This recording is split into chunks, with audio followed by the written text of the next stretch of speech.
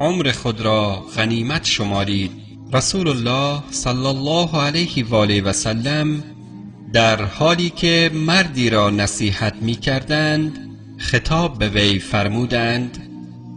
5 چیز را پیش از رسیدن به 5 چیز غنیمت بشمار: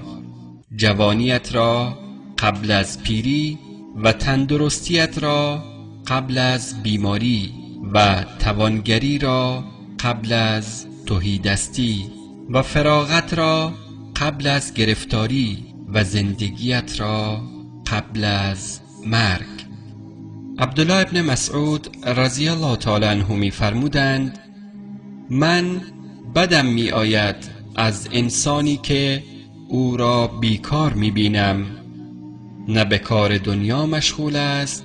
و نه به کار آخرت.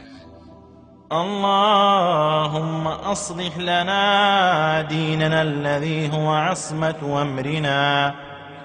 ودنيانا التي فيها معاشنا